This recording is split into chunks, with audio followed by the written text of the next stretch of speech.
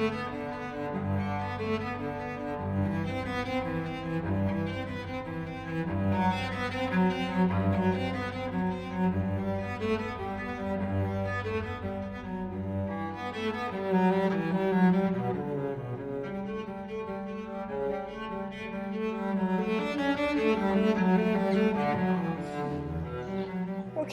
I think we're going to start. It's a few minutes before noon, but we're here. So I am really delighted to see you all today. I'm Janie Cohen. I direct the Fleming. I am really thrilled to be here talking about this topic, which has kind of been an obsession for a number of years now. Those of you who know me know that. I wanted to start out by saying that I know some of you have had some time in the exhibition. If you haven't, please take time if you have it afterwards and explore. If you have, you will know that Picasso was really fascinated with the history of art and visual culture, and that he drew from an enormous range of visual sources in the course of creating his art. That section of the gallery tells you exactly what he was looking at in the process of creating Demoiselles d'Avignon. So what I'm talking about today is that painting, his groundbreaking 1907 painting, and a particular type of colonial photograph, a subgenre of colonial photography that has not previously been explored as a source for Demoiselles. I'm arguing that it played a significant role in Picasso's final resolution of the painting in the summer of 1907. So as I said, this is a topic that's engaged me for a number of years now, and it will be published next month in the journal Photography and Culture, based in the UK. I'm really thrilled about that. So his use of sources, and I just want to put this out there because I think it's widely misunderstood. But Picasso's diverse use of source material in creating his work was not driven by a lack of original ideas at all, but more by a profound visual curiosity. In any major painting of his, there's no dominant source, but there's a layering of reference and dialogue across centuries and places, a broad range of cultures. So while I'm focusing on this new material, which I find very exciting, I just want you to remember that it's one of many different sources of inspiration that played into this painting. It's not just about this. So Picasso's encounter with African and oceanic masks at the Ethnographic Museum at the Trocadero Palace in Paris, while he was at work on Demoiselles in the spring and summer of 1907, has long been understood as the catalytic event that resulted in him returning to the painting. It's called his second campaign, which is this very militaristic way of talking about it, but that's what we say.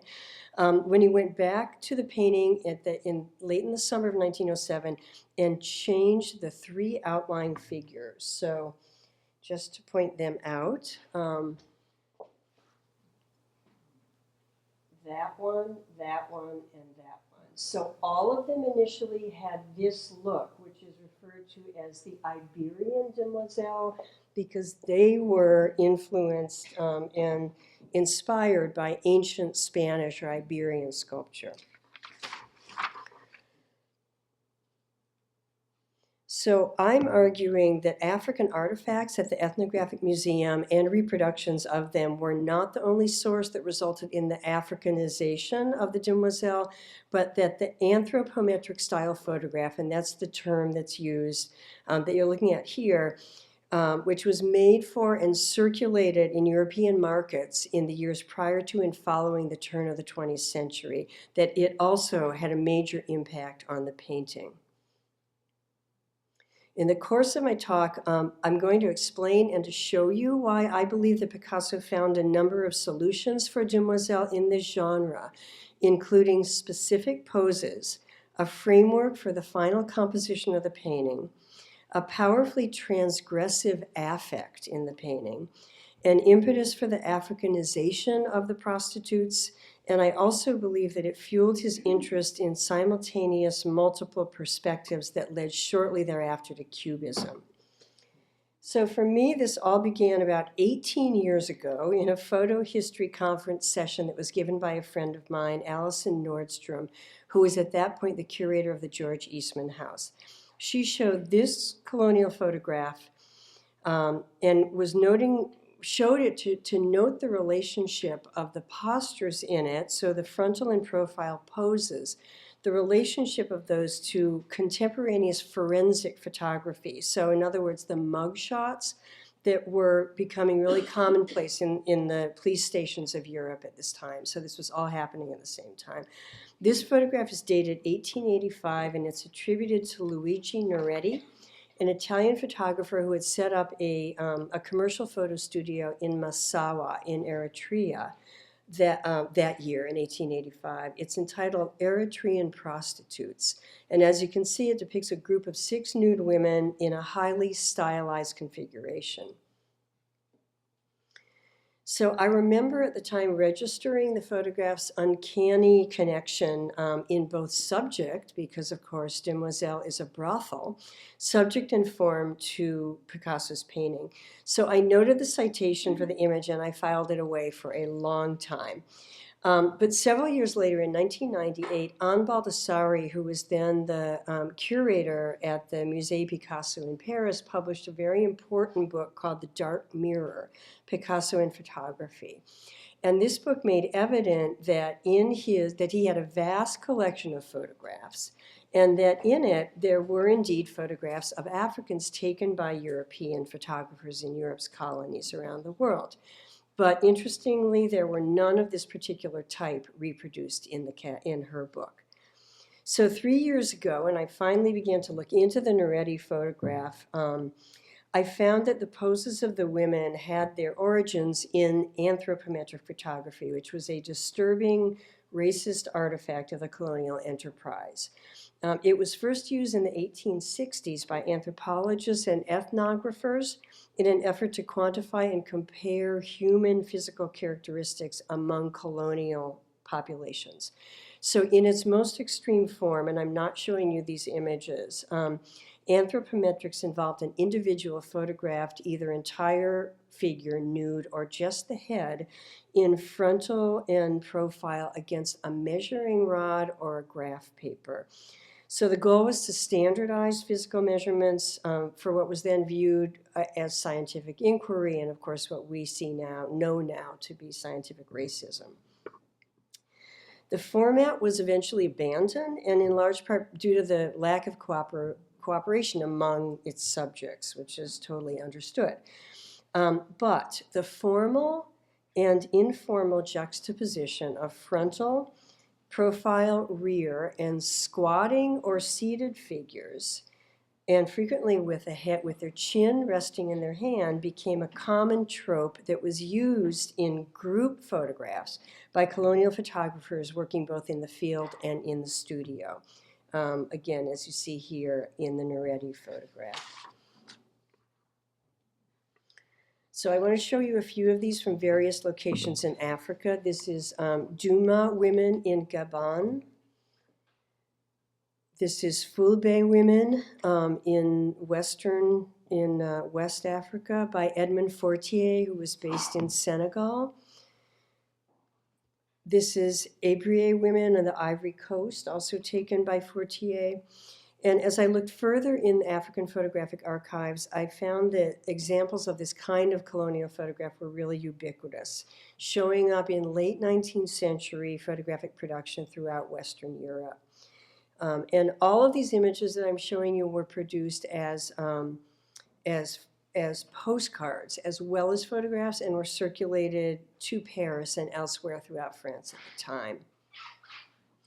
So this is Women in Madagascar by Désirée Charnay, and this is 1863. Many of the photographs were taken under coercive and exploitative circumstances, and that frequently comes through really strongly in the photographs. The topic of my research requires looking at these photos from a formalist perspective, which I realize just furthers the objectification of the subjects in them. So I hope and I think that my conclusion provides an antidote to that. But after my talk, I also want to tell you what else I've done to kind of mitigate that treatment of this material. Now, interestingly, Jean Audemars, also photographed in this style in the French Congo, he primarily used men as his subject, and he was really the only one who did. He did not make them disrobe, and he emphasized their role as warriors. And as you can see, it was to a very different effect.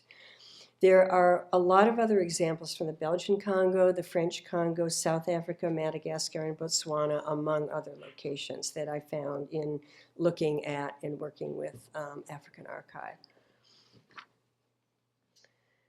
So this group configuration with figures facing each other, facing out, and seated or squatting is also found in photographs as the one you see here of African performing troops on tour on exhibition or on exhibition in Europe.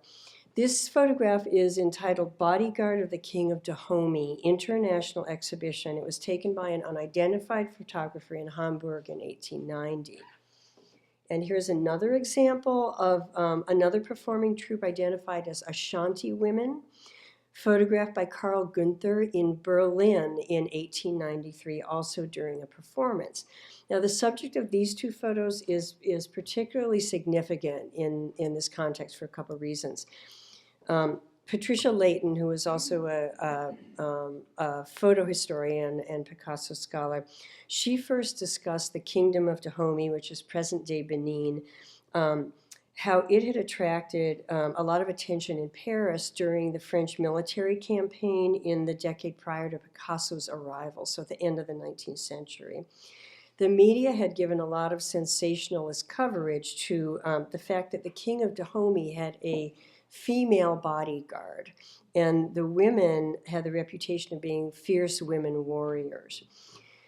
So from the late 19th century into the early 20th century, there were these troops that traveled around Europe performing dancing and drumming and making music, as these two that you see here. They were managed by European promoters who were exploiting public curiosity in the Dahomey, so-called Dahomey Amazons. So they performed in Paris in the 1890s, and they spent 3 months camped out on this huge grassy area right in front of the Eiffel Tower called the Champ de Mars.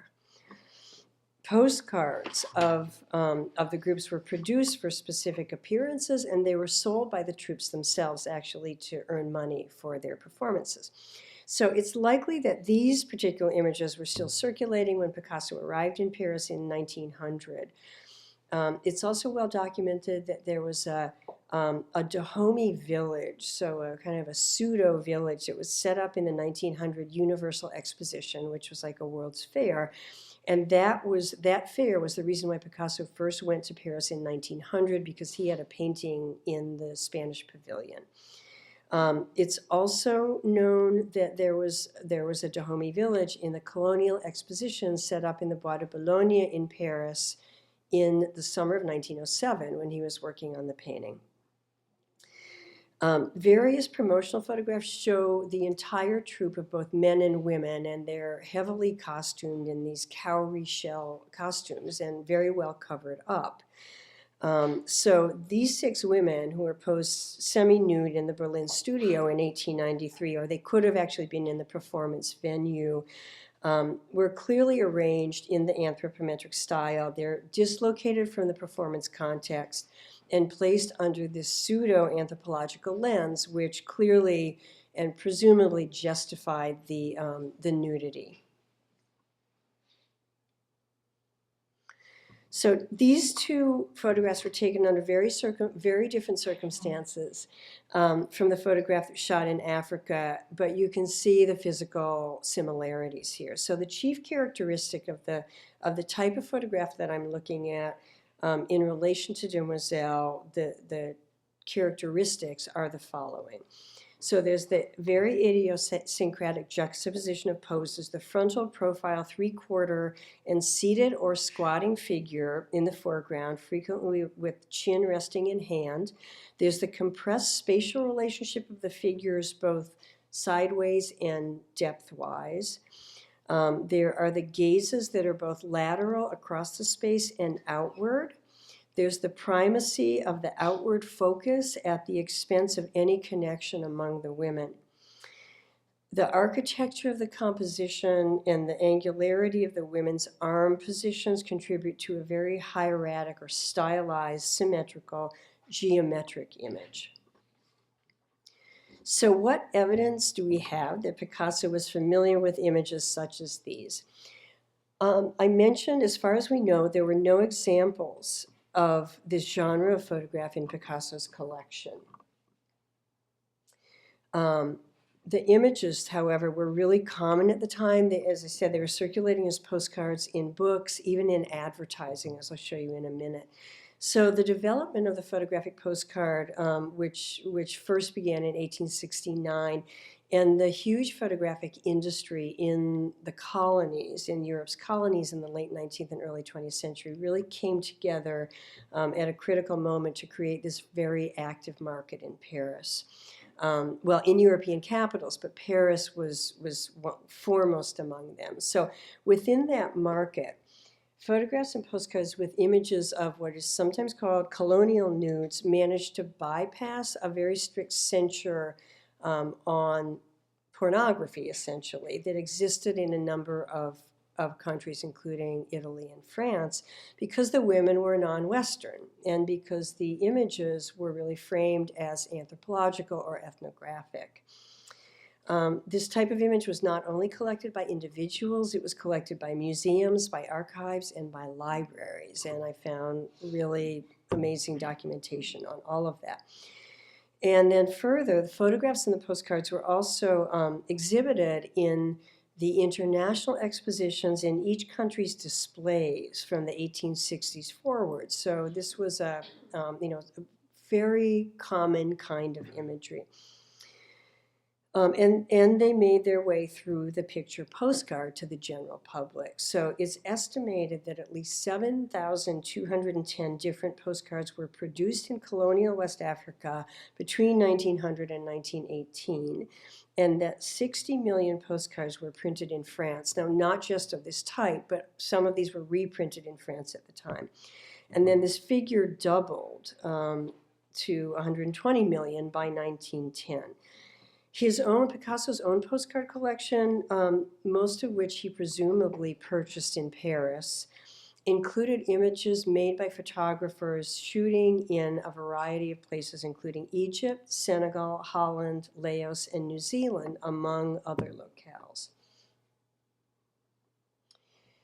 So the images were further distributed in popular books, and this is really important, such as a book written by a German-Russian gynecologist, Karl Stratz, titled The Beauty of the Female Body, written in 1894, which was oddly dedicated to mothers, doctors, and artists.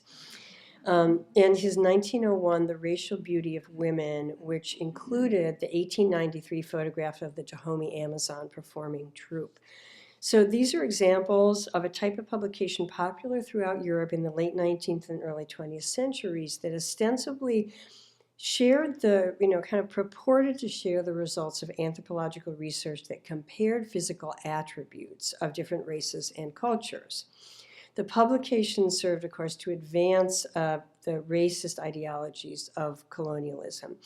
At the same time, they offered a venue for erotica, enabling the circulation of countless images of anonymous nude and semi-nude women from cultures around the world, and these included colonizing cultures as well as colonized. So you saw European women mixed in and among the African and Asian and other women.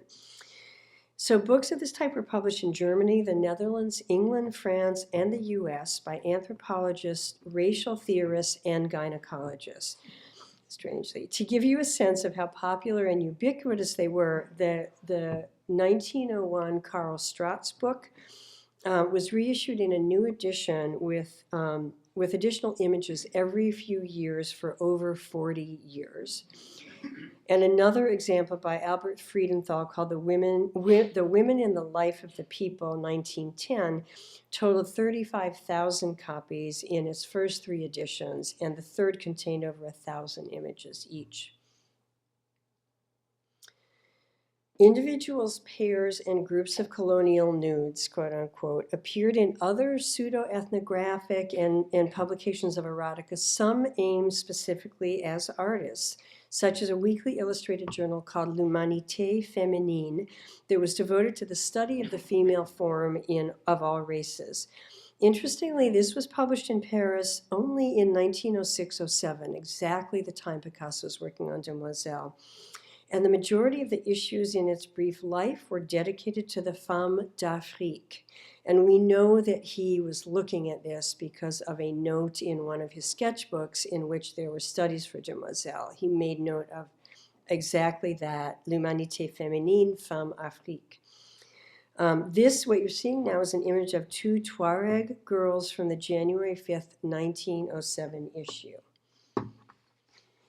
Now, it's long been known that Matisse, whose sculpture this is on the left, used this photograph of the Tuareg women as a model for his 1908 bronze sculpture, 2 Negresses, at a time when he and Picasso were literally watching each other's every move. They were competing intensely. And by the beginning of the 20th century, the multi-figure anthropometric style was a very well-established trope in the colonial photography of Western Europe, reproduced widely in popular publications. So its familiarity in the visual vernacular of the day is evident in this, which is a very unusual image. This is actually a composite photograph, and I didn't realize that until I had been staring at this for years. It has been published by someone else who also didn't notice that. But it was on the cover of the December 30, 1905 issue of the popular weekly Illustration, published in Paris, and it bore the caption, "Winter Resorts in Central Africa." It heralded an article promoting tourism entitled "The Comforts of the 20th Century in Central Africa" by a travel writer. And if you look closely at the British tourist dressed in white, you'll see it's actually kind of a proto-photoshopped image. So it was originally a photographic image that was then strengthened over the years by lithography and then set into this existing photograph of 4 Sudanese women. It may have actually replaced a 5th one. But I think that the interesting point here is that the profile pose and her position in the composition complete what would have been by then the familiar anthropometric style image. So here it's associated with the exotic African vacation opportunity and used to market Africa to a growing tourism industry. So with colonial photographs of all types readily available on the streets of Paris, and Picasso's colleagues also looking to Africa for inspiration. And I should mention here, Matisse and André Derain, they and Fleming, they were collecting. And Picasso had been introduced to, at this point, to an African sculpture, like a couple in Matisse's home, and was clearly very attracted to them. So this was it was this exotic element that was being introduced into the art vocabulary, and they were all kind of competing for it in ways. So it is unlikely that Picasso would not have sought out the sources of colonial photography for the multi-figure composition. So he was struggling with the painting, and I'll talk a little more about that in a minute. He would not have had to look hard to find them at all. So the fact that there were no photographs of this type in his own collection is not unusual. Picasso biographer John Richardson, who has published the absolute be-all and end-all 4-volume biography of Picasso. He notes of the artist in the context of Demoiselles that, and I quote, "The more crucial the source, the more determined he was to divert attention from it," end quote. I now want to look closely at the anthropometric style in Demoiselles. So this is a study from March and April 1907. This is when there were still 2 men in the composition. So the figure in the middle, it's a brothel. The figure in the middle is a sailor who would have been a typical visitor, client in the brothel. The figure on the left, Picasso, he referred to him as a medical student. And he was sometimes in some of the drawings holding a notebook or a book, and sometimes holding a skull.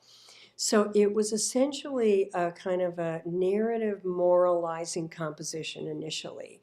And as the medical student, the understanding would be that he would be there to examine the prostitutes for venereal disease.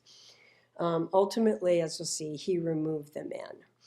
So the key elements were in the final composition of Demoiselles were already in place in his earliest studies. So what you see here, you see figures entering through curtains from both sides.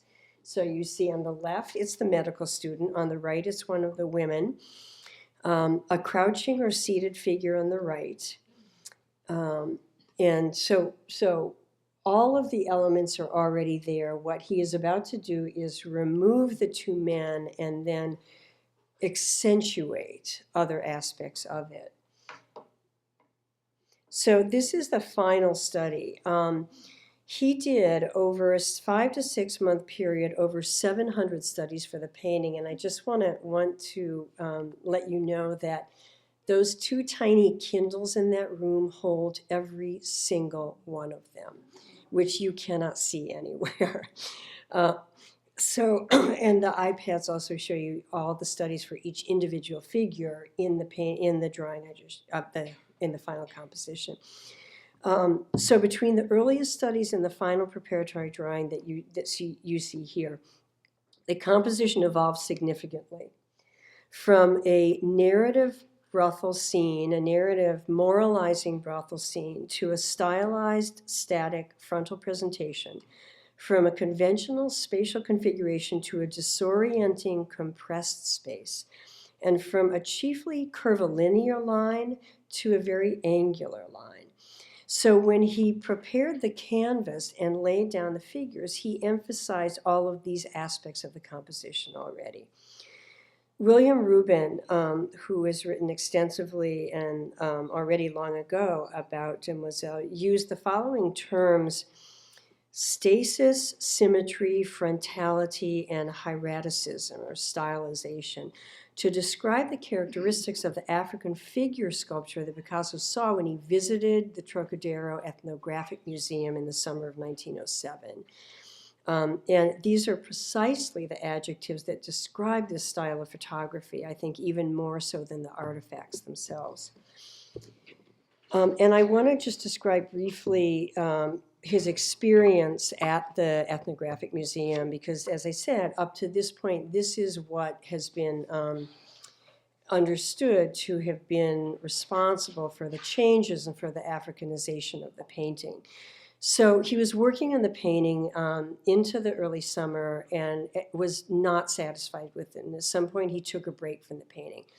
And it's believed that that was when he visited the Trocadero Museum of Ethnography. So we know he had already been introduced to African sculpture, and there's a description of a dinner at Matisse's a while before that, actually at the end of 06.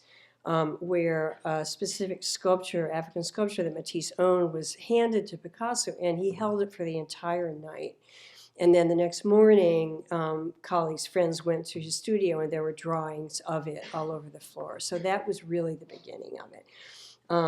So what happened? He had been introduced to it, but the experience that he had in the museum, it was in terrible shape, the museum. It was dusty, it was dirty, it was crowded.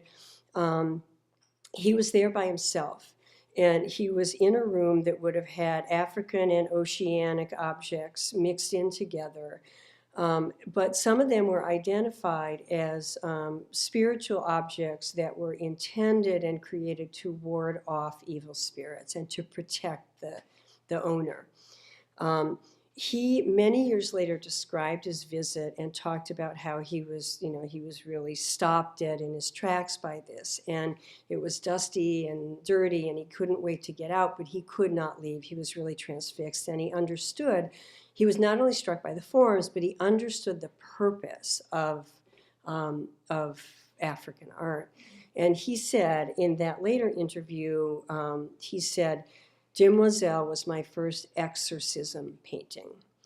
And that actually became a concept in his work, that he used art to protect himself and to, in a very, very strange, superstitious manner through his life.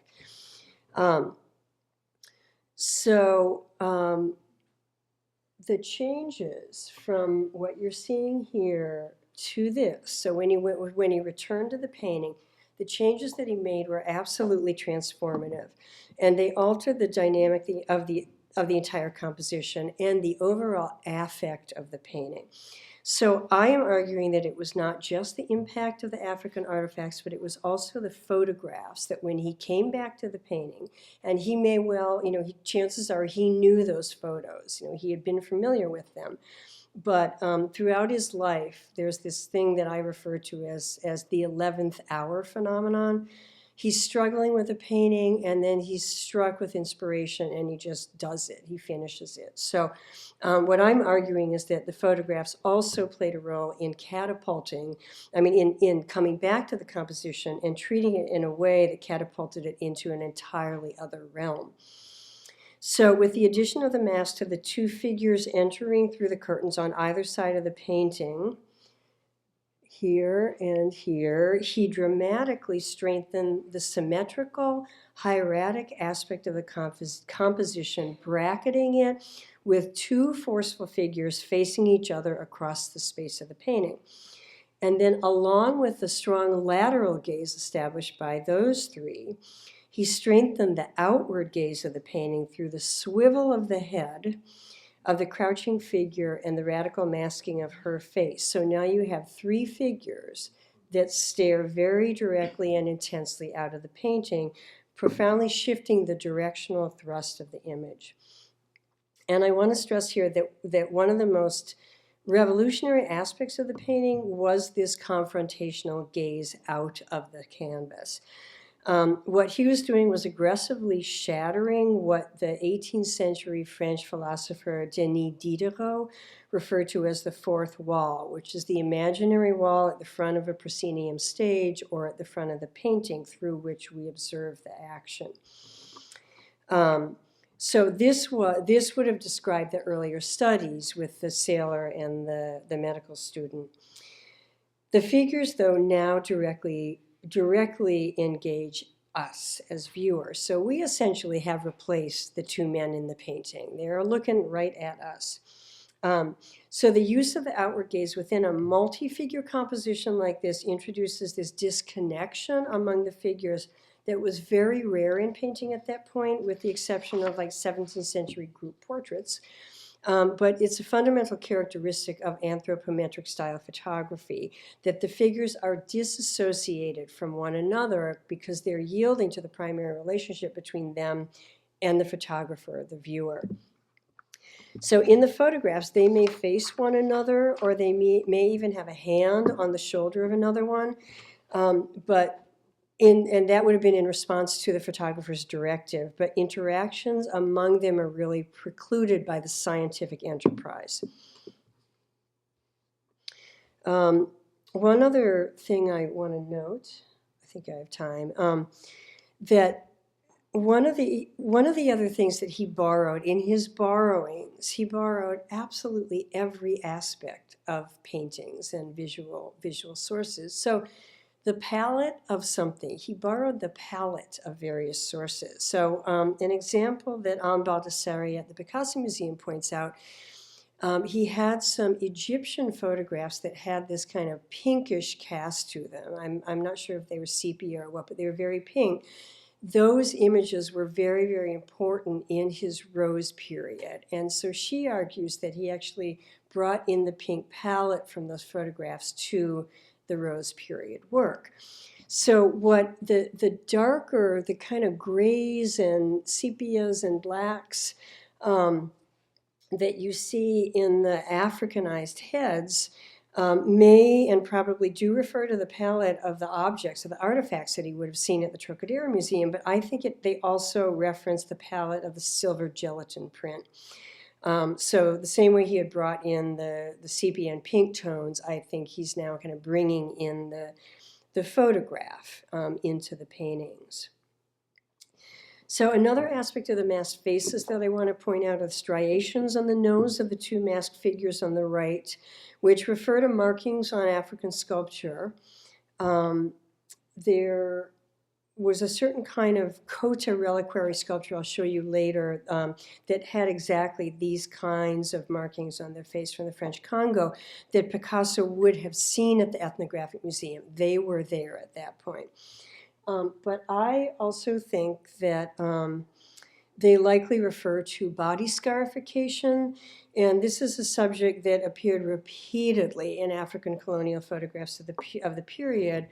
It had a huge appeal for colonialists, both as exotic and as evidence of the savagery that the colonial enterprise was trying to eradicate.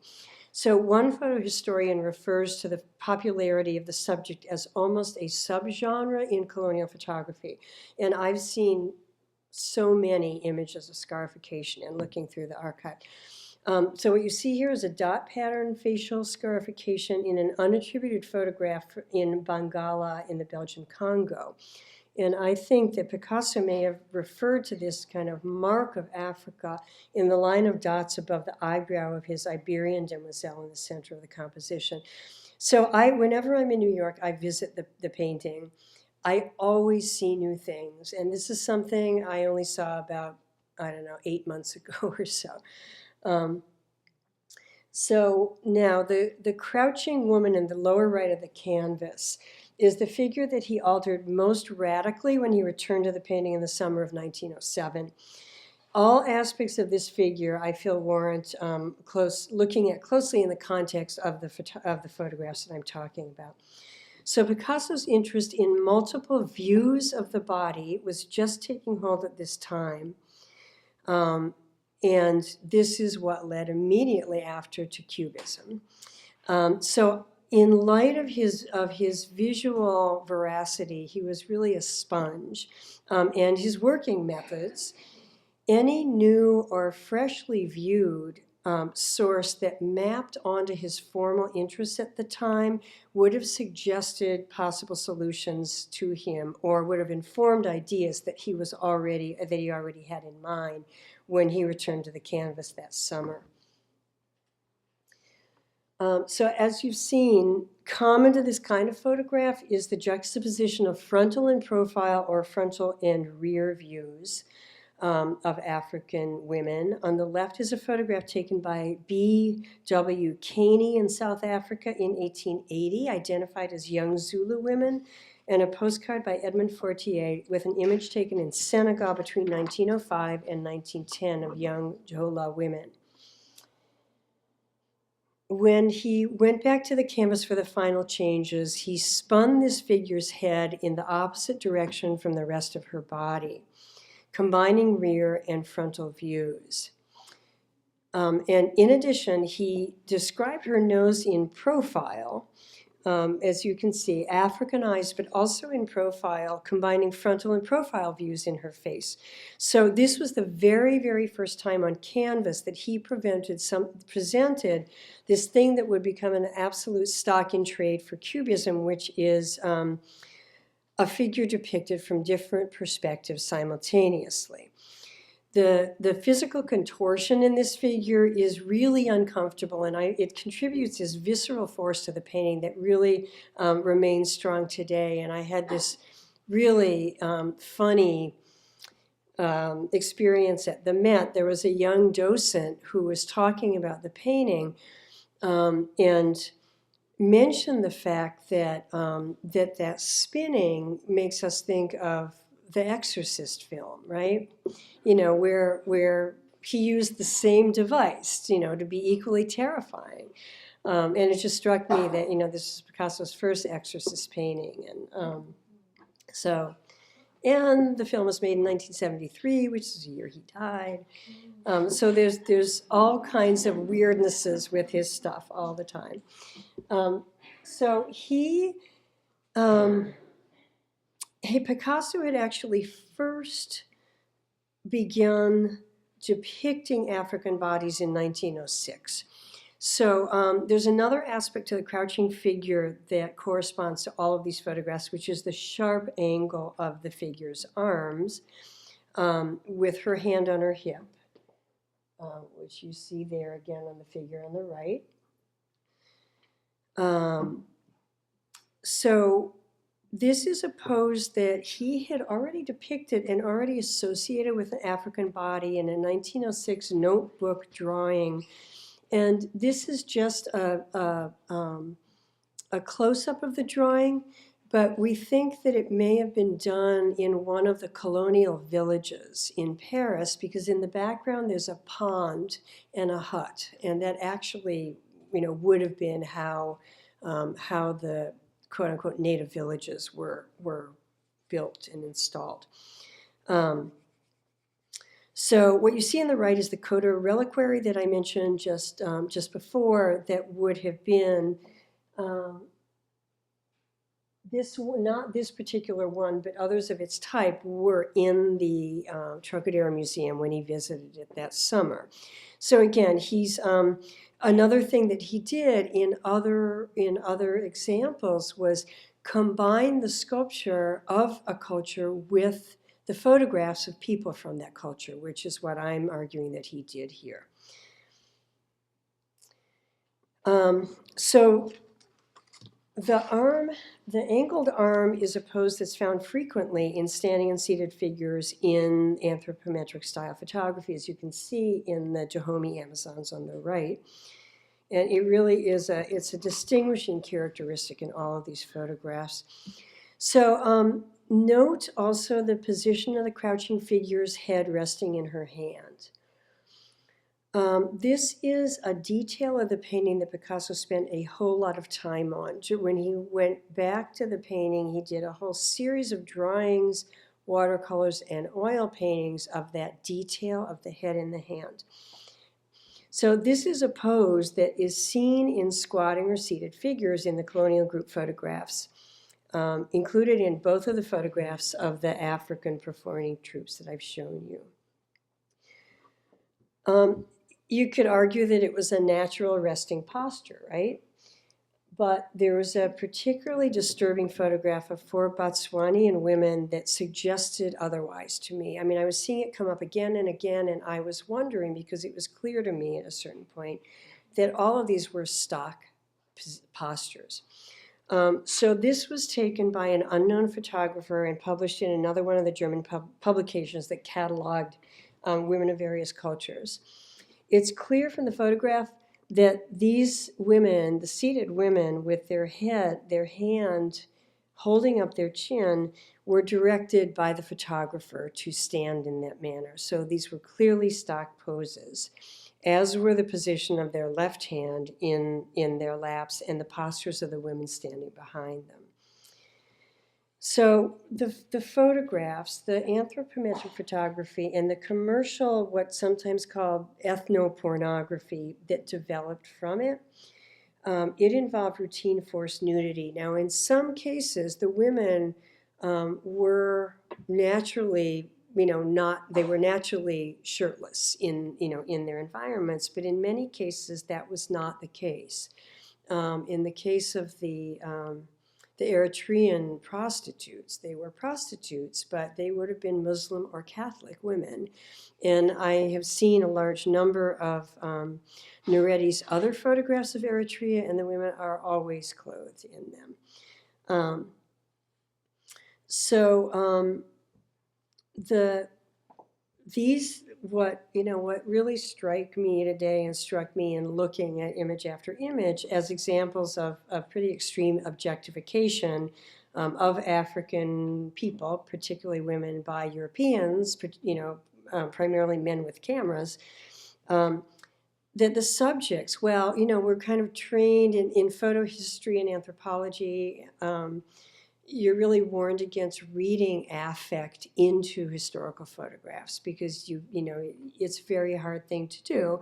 But I have to say that in many cases the expressions of these subjects were absolutely painful to look at.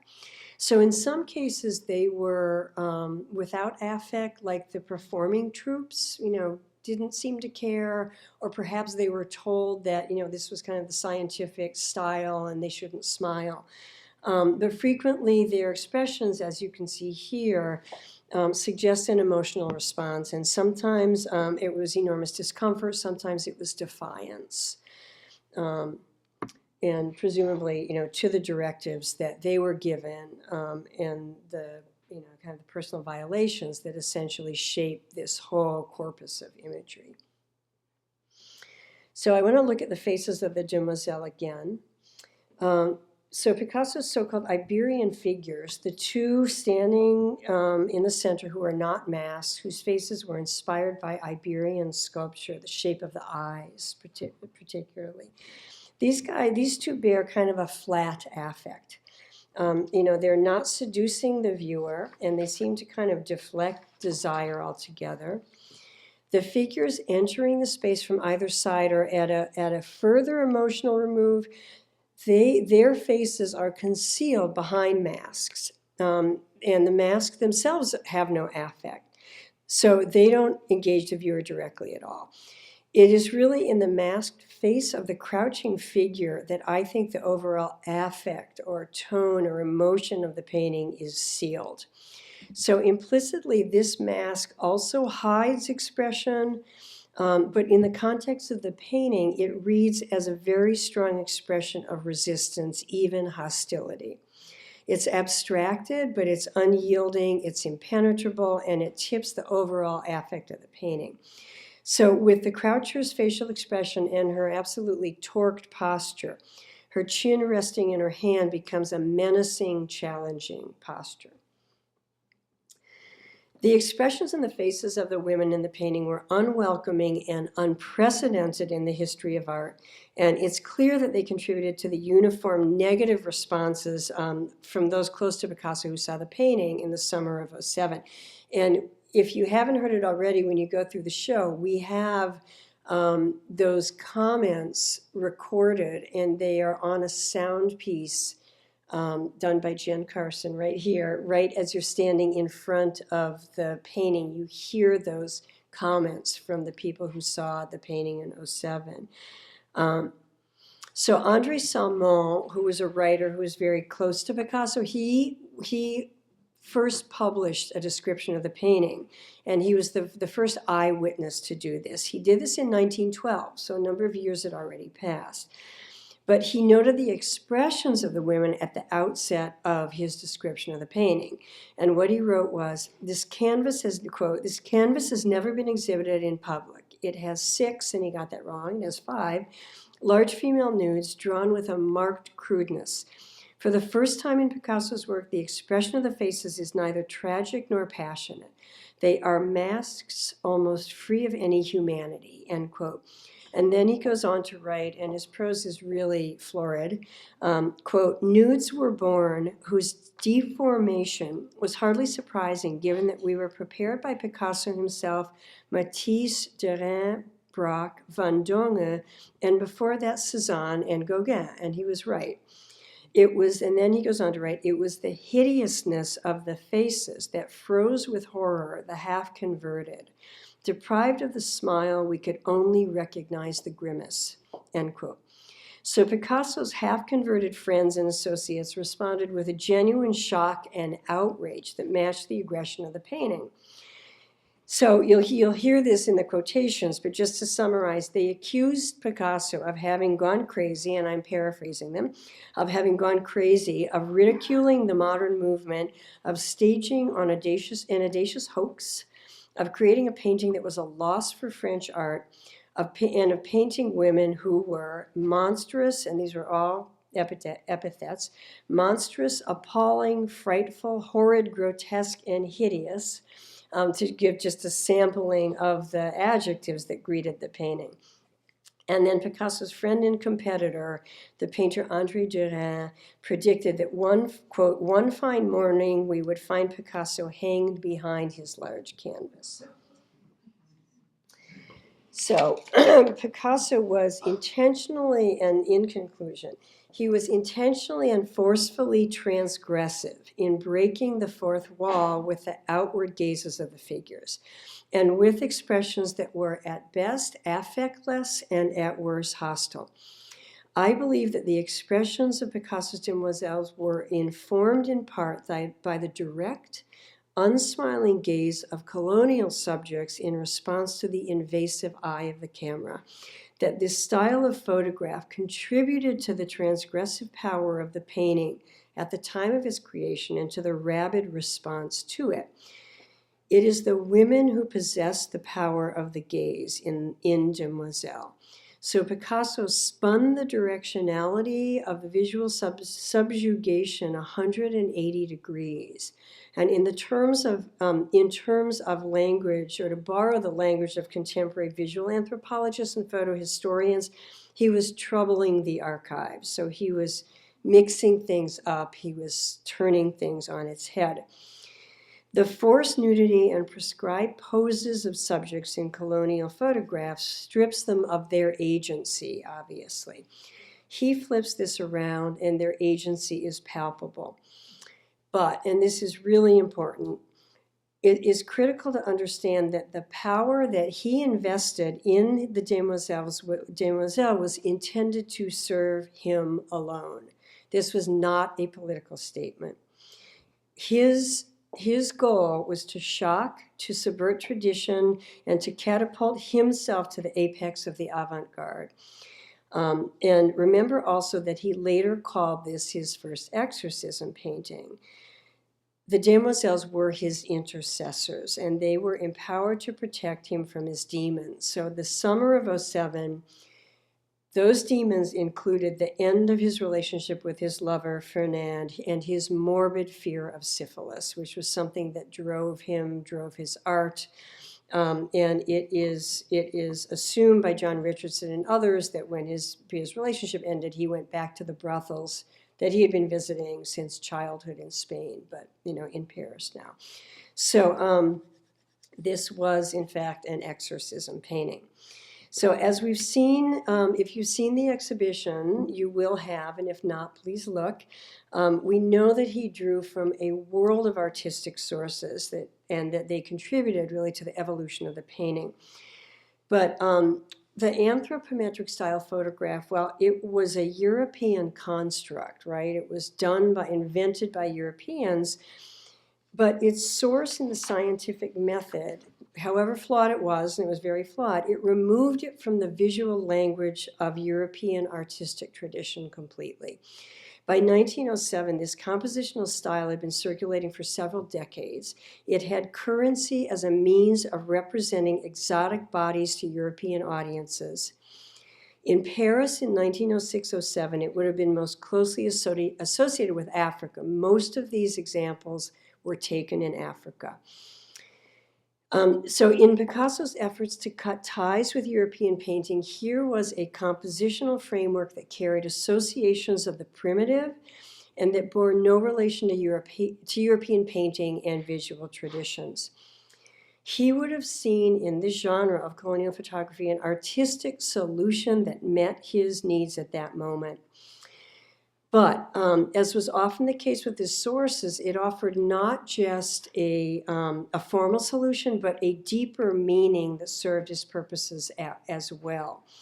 Patricia Layton, who I mentioned before, she has discussed the charge moment in the colonial relationship between France and Africa during which the painting was painted, which is a very important point.